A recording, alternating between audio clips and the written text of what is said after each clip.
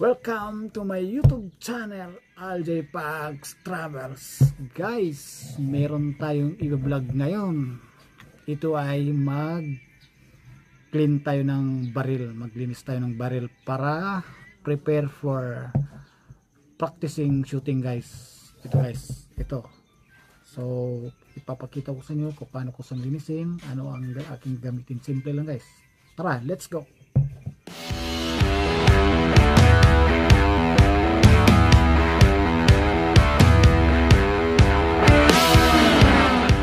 Guys, ang aking 45 made in Taurus. Ito guys, anto siya, hindi sa full size, hindi sa standard. Ito ay medium size kasi ang full size mahaba ganyan, pero ito medium size. So pangalon to, pang carry na. So guys, simple lang ang paglinis nito, hindi naman as in totally na. So ang gagawin natin, kasi may box ito ito ang kanyang box, ito guys. So ito ang aking baril guys, may license ito, may permit to carry. Binili ko ito sa gun store, Trust Trade, Robinson, Ortigas. Ayan guys. So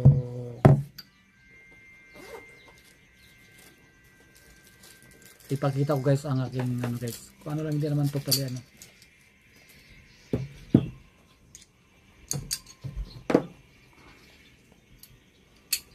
yan ang aking L-top guys. Yan, L-top yan, type 3 yan. Ito ang aking Taurus. Yan guys, hindi ko lang ipakita ang details. Yan, ito ang aking permit to carry. Yan, pag meron kang permit to carry guys, anywhere in the Philippines pwede mo siyang dalhin, basta except lang sa gun ban. Kasi dati gun ban, meron naman akong guys, gun ban exemption. Yan, so ito guys, ilang beses ko to pabalik-balik ng Maynila, dala ko kahit saan. Pero actually ang ginagamit ko guys, yung Glock ko, itong dito lang sa loob ng bahay namin. Ang pang carry ko talaga yung Glock, kasi doon ako sa Glock dahil yung kanyang karga ng magazine 13. So yun, dala chamber 14, pero hanggang 12 lang, di ko lang punuin kasi pag mapuno yun, yung spring niya magano siya kumbaga may something siya. So guys, tara, paano to unang step. So ito ang unang step guys, ito guys, itong open ito para dito, yan itong lock, open yan, i-post mo yan, then ikot mo, tanggal. So pakita ko guys,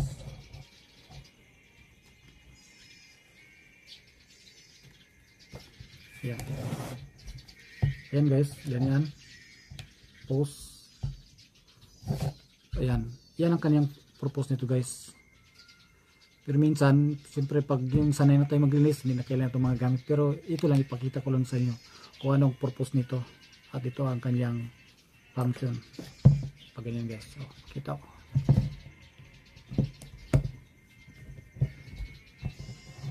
yan, ikot lang. Siyempre, kontrolin nyo, baka mamaya tumalsik. Yan guys. So, bunutin. Ito, ayan. Yan ang kanyang guys. So, ganito naman. Siyempre, ito, yan. Iganyan natin yan.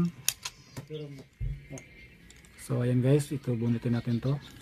Pero isintro mo natin guys. Ganyan. Yung parang kanal niya. Sentro natin, tapos bunutin. Yan, sabay bunot. Yan. So ayun guys, simple lang. Ganun. Tapos ito, ayan. Yan lang.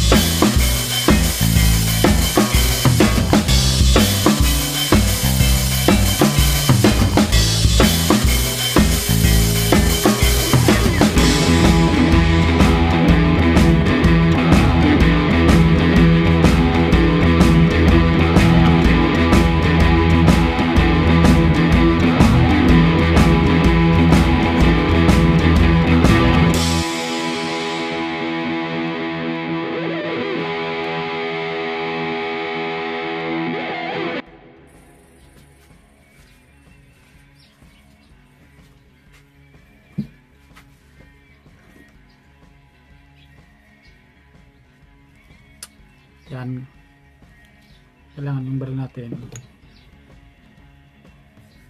kahit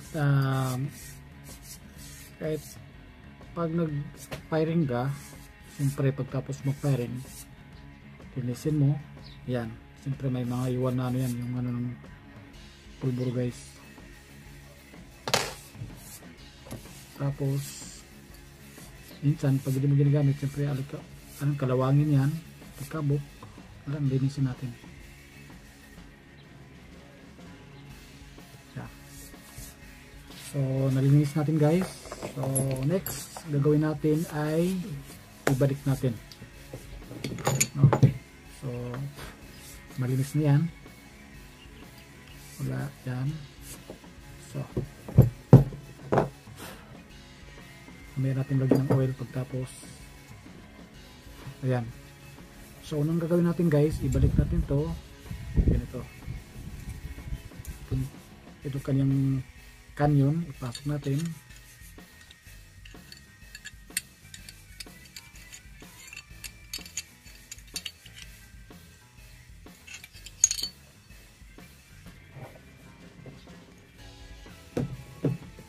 So ibalik natin guys, ganito ang pagpasok dito, yan, pasok natin yan, yan. Tapos ito ilagay natin dito,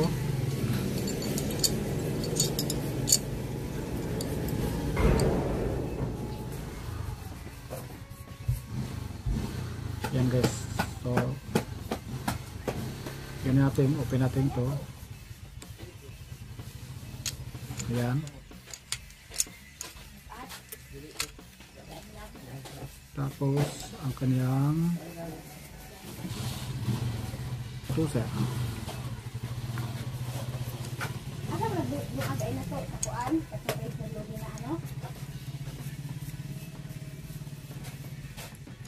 yan, yan sentro natin dito, yan.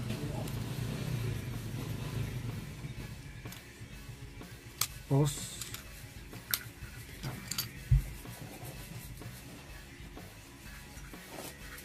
Tapos ito guys, pasok natin dito,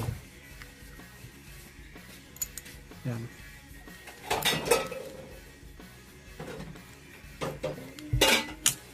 Yan, so bumalik, diba, simple lang. And then itong spring,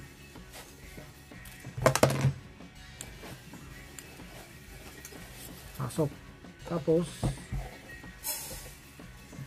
halimbawa guys, wala kayong ganito, pwede mag-magasin. Halimbawa wala kayong ganito, siyempre hindi naman lahat meron, maliban lang kung bagong binili may makasamang ganito. Pag wala kayong ganito guys, halimbawa hindi ko ito gagamitin, ang gagamitin ko guys yung magasin.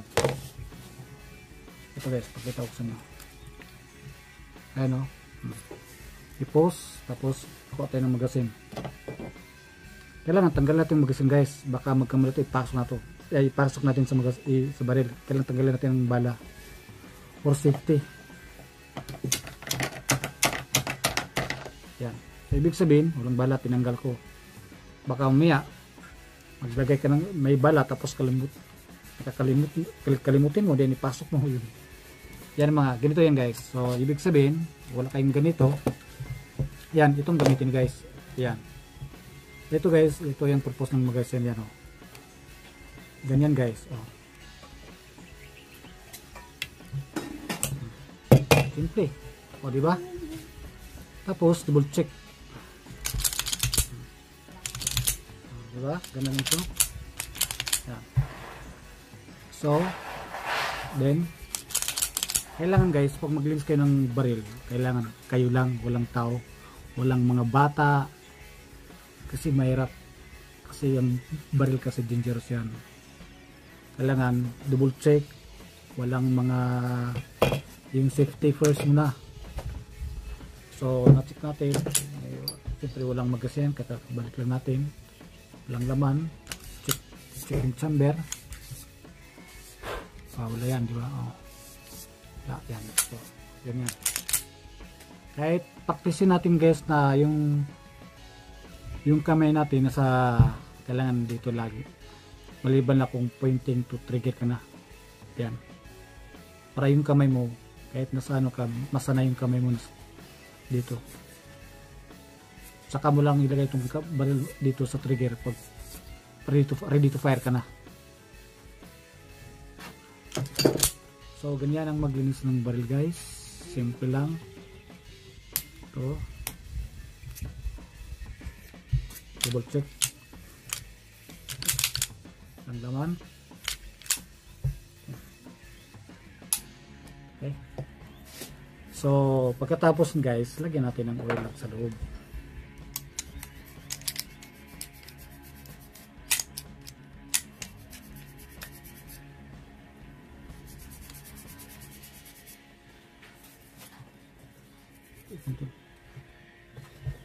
Yan. Dito natin lagyan guys. Kunti lang. Kumbaga ganun din sa sasakyan guys. Yung sasakyan pag may engine oil yan, bago pa, 'di ba? Ganda ng takbo niya. Ganito din sa baril pag may bagong oil. Nilagyan mo ng oil yan sa ano niya. Yan. Tapos sabay yan. Itong baril ko guys, bago pa ito. Kaya medyo matigas yung spring niya. Kasi ang naputok ko lang ito 100 rounds almost lang.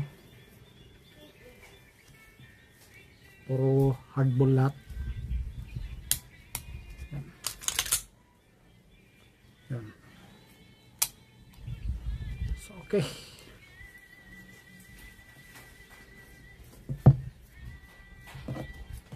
Itong